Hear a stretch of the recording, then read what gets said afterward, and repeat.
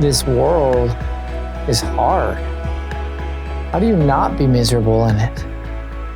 Yet, in the struggle, occasionally there's flashes of beauty, and something within you whispers that there's hope for something more. Happiness, meaning, love, none of these are found on the surface of life. You have to go deeper. Hello, everyone. So, we wanted to just start a conversation today. And my thoughts are, we're in a difficult time for everyone, for the whole entire world. But I think that in some ways the youth have been overlooked in the midst of this. You have a lot of news just reporting facts about the coronavirus, and you have just, all these adults bickering all the time. But I feel like the youth are caught suffering and struggling, and not much is being done to reach out to try to kind of give guidance. How do you deal with hard things that come up in life? And I think one of the things that we want to talk about is how to use this as a learning experience to recognize this is a big part of life, dealing with just junky stuff that falls on top of you out of nowhere, so to speak. And that if you don't have the requisite skills, then we're stuck always being beat up by life and conquered by life. And it's a great recipe for becoming bitter and unhappy because life's just unfair and all this sucky stuff happens.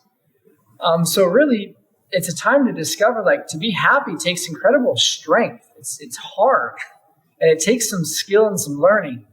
So I thought it might be helpful to bring together a few people that have some experience at living in this difficult world somewhat successfully through some hard times, to try to start a conversation with the youth.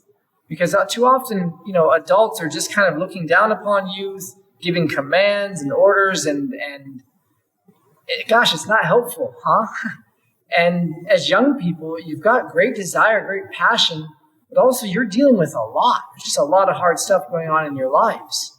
And I think it could be so helpful to have a conversation where old people, adults at least, let's say, can share some of the wisdom we've hopefully acquired going through hard things like this in life to help you get some perspective and help you learn to be decently happy in the midst of these struggles of life.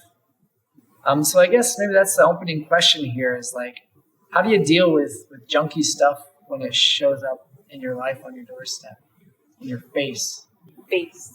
I think it's just good to start off by acknowledging that struggle and pain and suffering are real. And I think every human being that's ever lived in some way or form, some maybe more than others, has struggled. And sometimes we want to run away from that. Sometimes we have different coping mechanisms of dealing with that. But that, because it's part of our humanity, it is something that we need to experience and we need to try to understand and maybe grow from.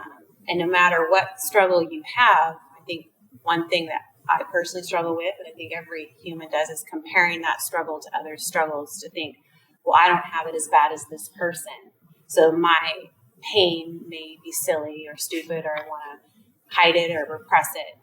But suffering is just suffering, right?